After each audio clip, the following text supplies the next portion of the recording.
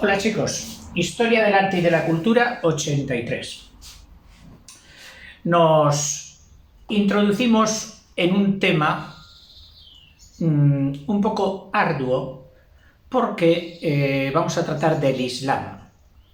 El Islam es el nombre que se aplica al sentido religioso y en el sentido sociopolítico suele ser sinónimo de árabe, aun cuando árabe es una raza, una etnia semita, como veremos, mientras que el Islam es una religión que puede estar practicada por cualquier raza, por una raza semita o no semita, jafética o como decíamos antes, de los tres hijos de Noé, de Sem, Cam y Jafet, camita, semita o jafetita, que era aquella tríada que el autor sagrado hizo de toda la raza humana sobreviviente al diluvio universal. Aunque hoy ya sabemos que las razas tienen otros epígrafes y otras consideraciones. He estado tentado de salirme del libro, dada la importancia de este tema. Es enorme la cultura y la trascendencia del mundo árabe y del Islam en toda la historia de la humanidad. Hoy incluso es una de las religiones más seguidas en el mundo. Y por lo que respecta a los occidentales, y te estoy remitiendo ahora a los occidentales europeos, es una con las que tenemos más intersecciones y contactos, no siempre amistosos, ni durante la historia, ni tampoco ahora.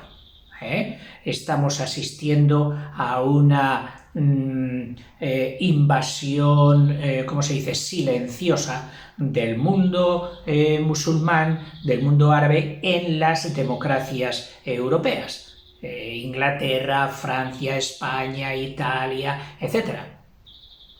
Que van transformando o van acaparando los cargos y los cargos de mando y las estructuras que tenemos en estos países con los consiguientes conflictos ideológicos, sociales, culturales, etc.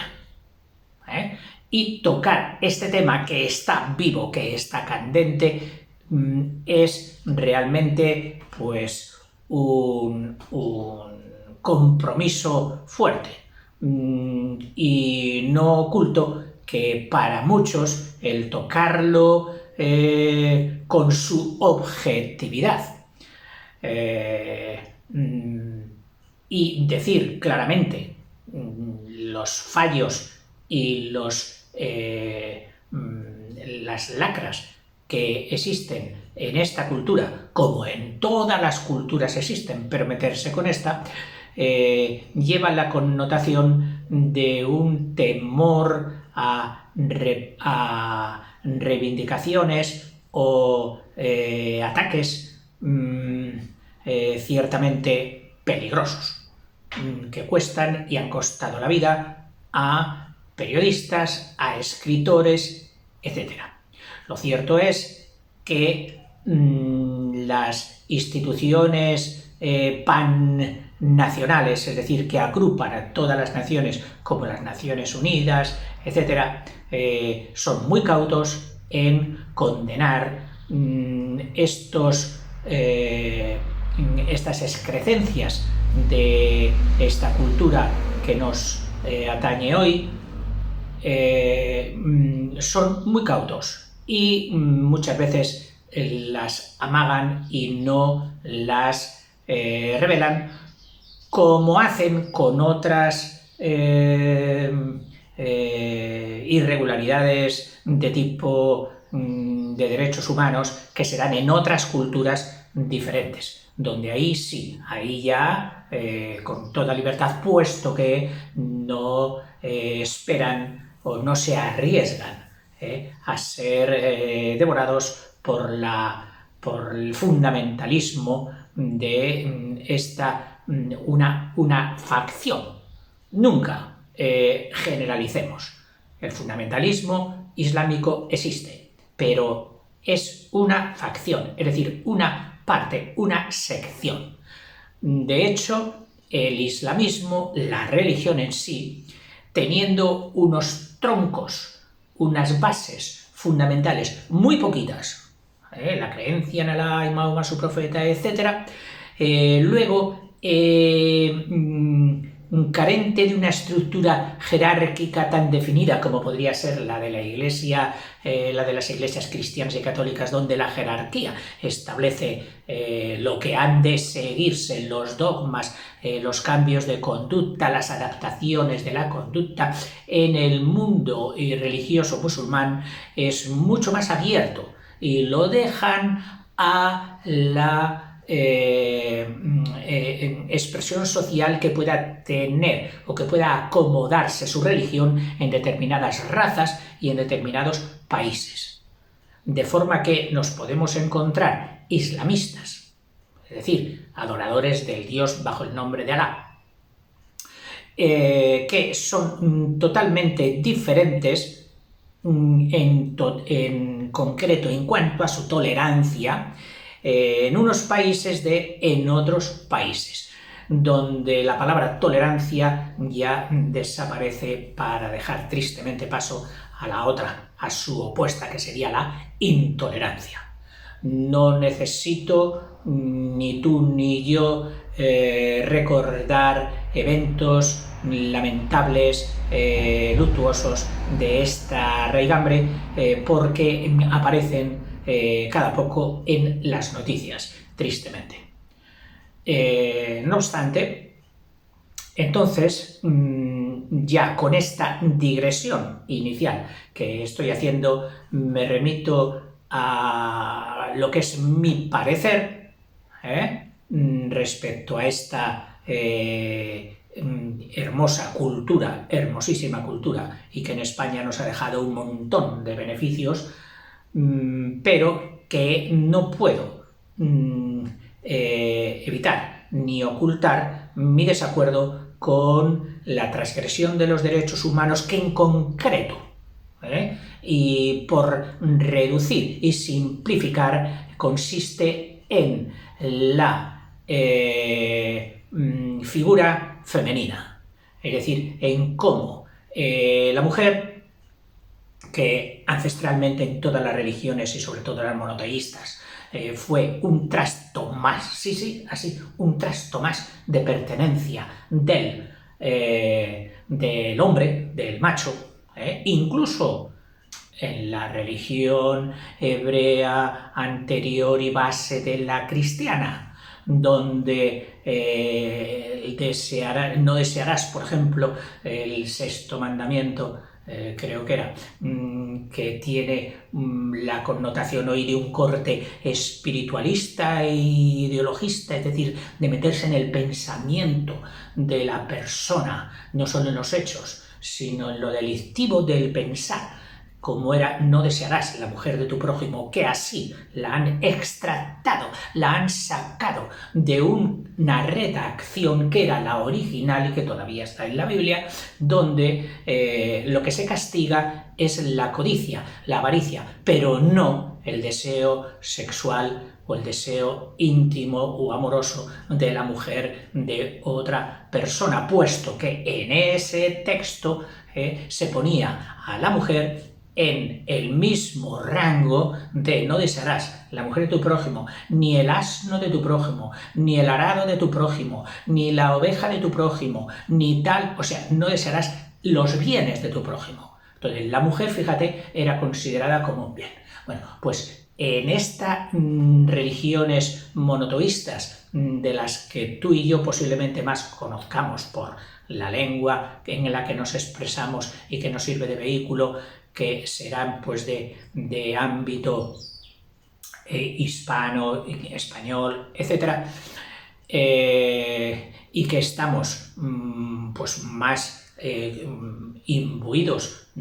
rodeados de los dogmas y teoremas, por así decirlo, cristianos, la mujer durante muchos siglos en estas latitudes ha ido escalando puestos dentro de aquel puesto que prácticamente no era ninguno, que era cero, menor que el del Imperio Romano, y ha ido escalando puestos hasta ocupar un cargo o un puesto teóricamente en cuanto a leyes igual, pero en la práctica, y la práctica son números, son datos, todavía inferior al del hombre, y en las estructuras eclesiásticas cristianas, católicas, todavía manifiestamente no ha llegado a ocupar los escalones máximos o superiores de las jerarquías,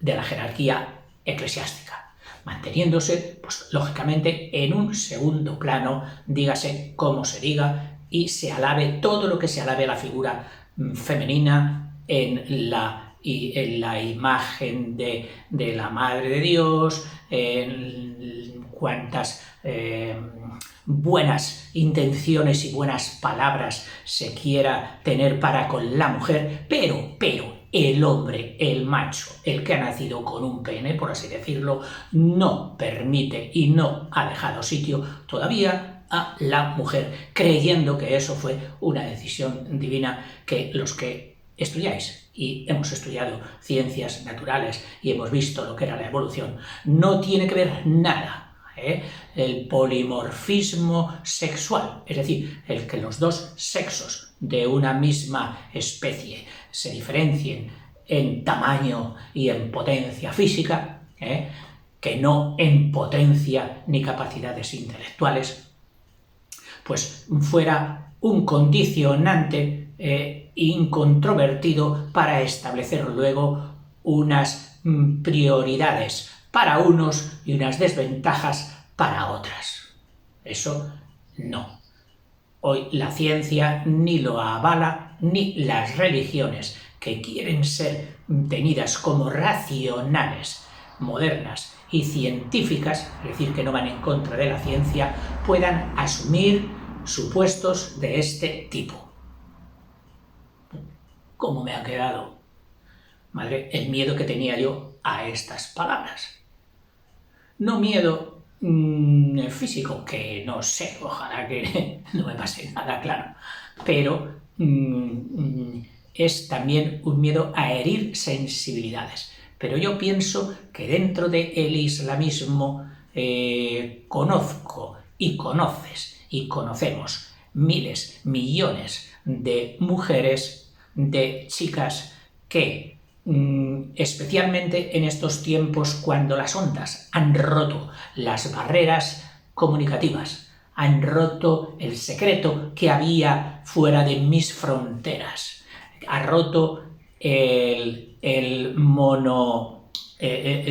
la monotonía o la monoinformación de mis o de los gobernantes que mantenían en sus supuestos y en su ideología a las masas, a las bases y en concreto a las mujeres, para decirles que era lo que había y que no había nada más. Hoy esto ya no es posible. Lo mismo que se derrumbó el muro de Berlín debido principalmente a este traspaso de las ondas, a esta puesta en común de toda la información, aunque los grandes estados y grandes compañías dispongan todavía de tijeras que cortan la información a su gusto o a su conveniencia, el agua del mar de la información supera las barreras. Como aquello de decirlo, al mar no hay quien le ponga barreras y a la información que se extenderá tampoco. No voy a decir que toda ella vaya a ser verdad, eso sería una utopía, pero que sí brinda a toda la humanidad, incluidas estas mujeres, estas estas féminas del Islam, a pensar por sí mismas y elegir cuál es la verdad entre todo lo que oigan. Por supuesto, admiración, condescendencia y ojalá que su mundo sometido a un machismo que puede resultar en algunos momentos cariñoso, pero que en otros muchos momentos de sus vidas resulta oneroso, resulta sacrificado, resulta injusto. Ojalá lo conozcan en su vida una revolución ideológica que no cruenta, por supuesto, pero una revolución ideológica que las equipare al macho, que las equipare al hombre, que no tengan que tener condicionantes ni supuestos, ni estructuras, ni leyes diferentes para unos que para otras. Ojalá. Es lo que a mí se me ocurre al hablar de historia del arte y de la cultura. La cultura no sería tal si no propendiera a la igualdad entre todos los seres humanos. Voy a empezar ya, porque si no, veréis. Dice, el islamismo y la civilización musulmana. Sigo con mi maestra María Comás. Y aunque este libro fue escrito pues hace bastantes añitos ya, por los años 50 y pico del siglo pasado, sigue manteniendo cierta objetividad, que yo al leerla pues procuraré unas veces respetar y otras veces añadir o quitar algún adjetivo. Dice Arabia que como es un tema de una cultura que está arraigada en una topografía, pues la mejor manera de iniciarla es iniciándonos en recordar un poquito esa geografía. Dice Arabia. Arabia es esta península. O sea, todo esto es mar.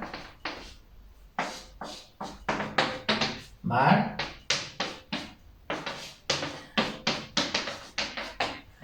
Aquí estaría la India. Bien.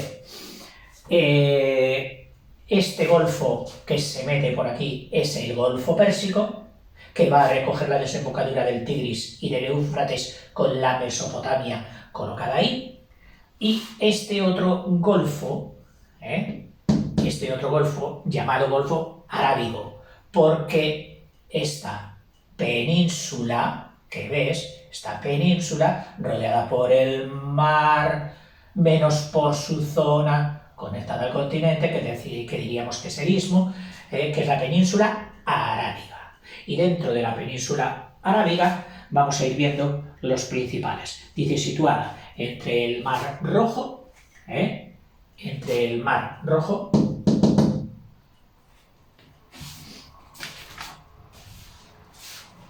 me pongo aquí la chuleta al lado, entre el Mar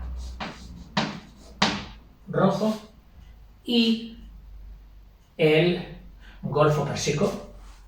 El Golfo Pérsico. Te pongo aquí las letras, te las voy a poner aquí. Golfo Pérsico. O sea, esta península colocada entre el Mar Rojo y el Golfo Pérsico es la península arábiga.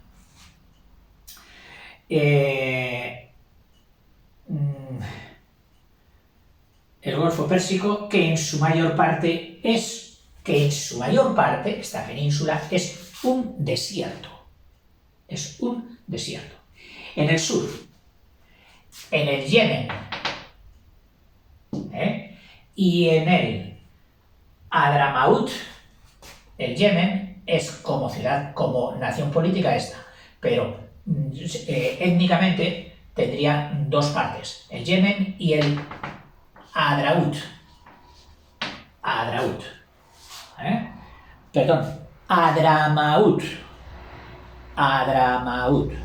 Vale. Vivían grupos sedentarios. Sedentario significa sedentes, que no se mueven. Opuesto a lo contrario, que era que se mueven a tenor de las necesidades de sus rebaños, que esos eran los nómadas. Sedentarios, labradores, etcétera, comerciantes, y nómadas, los que tenían que atender a los rebaños e iban trasladándose, pues aquí, en el Yemen y Hadramaut, vivían grupos sedentarios dedicados a la agricultura y al comercio de caravanas. O sea, el comercio, el movimiento de las mercancías se hacía en las famosas caravanas. Caravanas, recuerda, con los camellos, sobre todo. Y comerciantes. Eran también los habitantes de las dos ciudades de Medina y la Meca. De Medina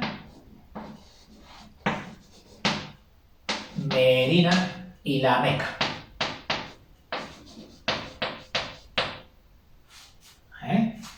Medina y la Meca, aquí, en esta parte oriental de la península arábiga, situadas en el Hejaz, situadas en toda esta zona a la que llaman Hejaz, acabado en Z, en el Hejaz, Medina y la Meca. Ciudades que hoy ya sabéis que han sido unidas por un tren de alta velocidad de tecnología española, que es un orgullo de la ingeniería española. Sigo. Situadas en el Hejaz, zona costera del Mar Rojo. Pero, en general, los habitantes de Arabia eran pastores nómadas de ovejas y camellos. Camellos en lo más duro y ovejas en lo un poquito menos duro, puesto que la oveja necesita más pastos y tiene menos resistencia que el camello. Y estaban agrupados en tribus independientes y dispersas. No había unión entre ellas. La tribu de tal, la tribu de cual, la tribu de tal. Independientes y dispersas, sin formar un estado único. Estos nómadas del desierto, o beduinos, que así se llamaban, estos nómadas del desierto, o beduinos,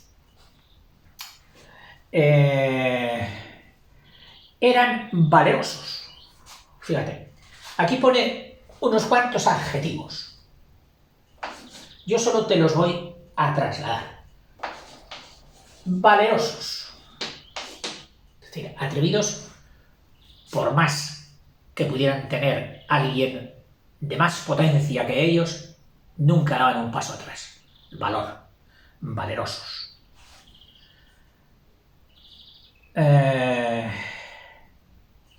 Y altivos.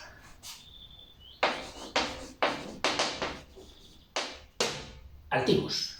La altivez, que casi puede ser un exceso de autoconfianza y de autoimportancia, que te lleva a, por hablar en cristiano, por hablar no en cristiano, que es una frase típica de por aquí, sin hablar, que todo el mundo me entienda, te lleva a mirar por el hombro a los demás.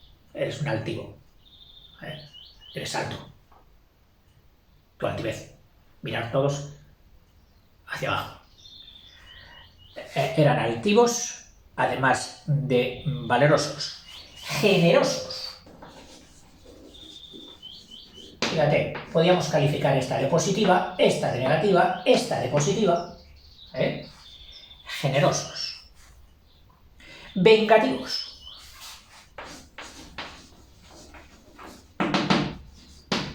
No olvidar las afrentas recibidas, los daños recibidos, que en determinada moral y ética deseable se podría considerar algo como negativo. Generosos, vengativos y hospitalarios. Hospitalarios. que por supuesto esta hay que ponerla bien positiva. Hospitalarios, que reciben al extranjero, al que viene de fuera, al que llega a sus tierras, a sus dominios, a sus casas, a sus tiendas, con los brazos abiertos y con una generosidad extraordinaria. La hospitalidad. Y hospitalarios. Así eran estas tribus. Estamos hablando, por supuesto, antes de Mahoma. Todo esto antes de Mahoma. Pero muy guerreros y aficionados al pillaje. Es decir, muy guerreros, intranquilos. La sangre les hervía. Necesitaban la lucha como un medio de expresión de su naturaleza y de su vida. Guerreros. Y aficionados al pillaje. Es decir, a coger lo que no tenían del otro sin importar la norma ética que tenían para con sus próximos, incluso con el hospedamiento de los extranjeros. Sin embargo, en sus comportamientos sociales, de masas, de grupos, practicaban el pillaje. Ir a los otros, a quitarles todo lo bueno que tengan. ¿Por qué? Porque somos superiores y podemos. Ya está. El pillaje. Por lo que estaban en frecuentes luchas unas tribus contra otras. Claro, aquello no daba la paz, precisamente. Acampaban, es decir, su manera de vivir, acampaban bajo tiendas hechas normalmente de tejidos a base de pelo de camello, que sería pues la comparación con nuestra lana, hecho de oveja, o tejido, y vivían en constante transhumancia. Transhumus, humus es tierra, trans, a través de las tierras. Eso es la transhumancia, que así se ha llamado a las migraciones periódicas, y suelen ser anuales, que desarrollan o ejercitan los pastores con sus rebaños, buscando los pastos en invierno en unos sitios y en verano en otros sitios, en busca de pastos para sus rebaños y también de botín para sus rapiñas, para sus robos. En religión, los árabes eran idólatras, es decir, tenían ídolos. Ídolos que son, pues, estatuas, cuerpos, animales, piedras, que les sugerían una supremacía y, por lo tanto, los adoraban pues como a dioses. Dice, cada tribu tenía sus ídolos particulares. Esto sí, era muy especial. Cada tribu tenía su ídolo. Ese ídolo era el pegamento, la cola, el que daba la coherencia para agregarles, para mantener la unión entre ellos cuando surgían las dificultades en la relación humana, entre tú y tu vecino, entre el que tú te has llevado a la esposa que yo deseaba o lo que sea, las desavenencias de tipo próximo eran asumidas, olvidadas, engullidas por una aquiescencia, por un sentimiento común de adoración al mismo. ¿A quién? Al que sea. Un ídolo, pues un ídolo. O sea, tenemos diferencias, ¿verdad que sí? Pero en el fondo adoramos al mismo Dios, luego, o al mismo ídolo, por lo tanto, ya tenemos el grupo, y que no se rompa. Esta era la finalidad de las religiones: unir, dar coherencia a los cuerpos sociales y a los humanos que vivían en proximidades.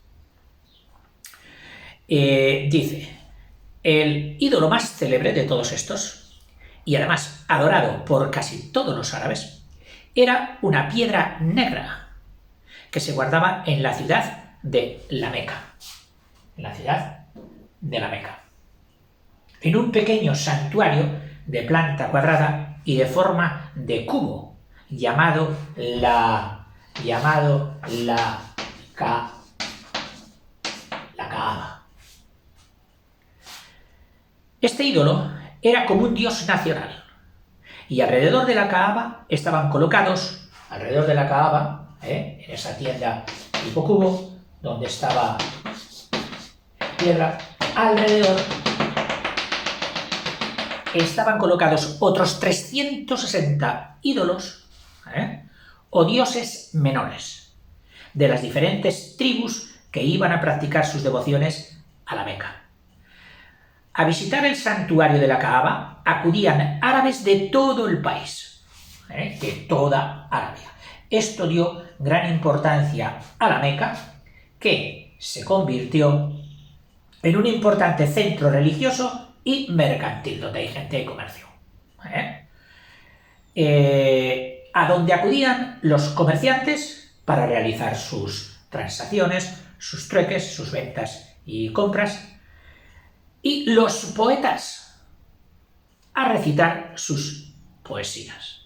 Me recuerda hoy un poquito incluso festividades de tipo popular aquí en España, que yo he visto en todos los sitios, pero en la parte de Zamora mucho, que en las fiestas populares acuden pues los que venden cosas desde embutidos, sartenes, lavadoras, o sea, se establece como un mercado, y al mismo tiempo acuden los bates, los poetas que han quedado transformados en músicos.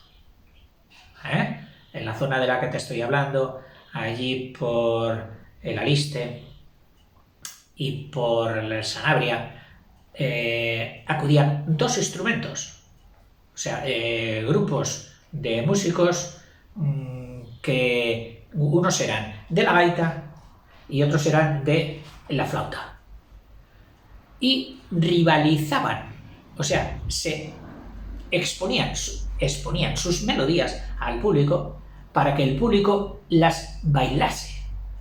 Y era un estar aquí, en este corrillo donde había flauta, y al lado tenías el estridente sonido y más potente de las gaitas que tiraban del público. Y era como como una lucha, una noble lucha de ver quién atraía a más danzantes a su alrededor.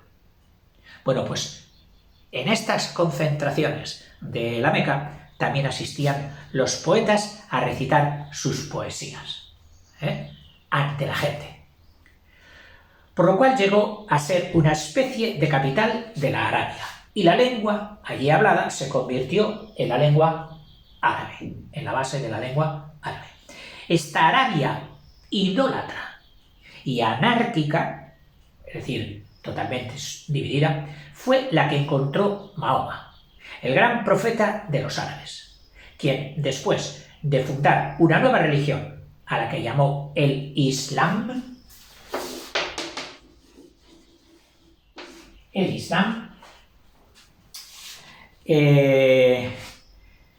consiguió realizar la gran revolución de unir a todos los árabes bajo el mismo ideal religioso, y lanzarlos luego fuera de sus fronteras a la conquista del mundo, en perpetua guerra santa contra los infieles. Bueno, hasta aquí hemos hecho el primer vídeo, y seguirán otros muy interesantes. Venga, hasta ahora.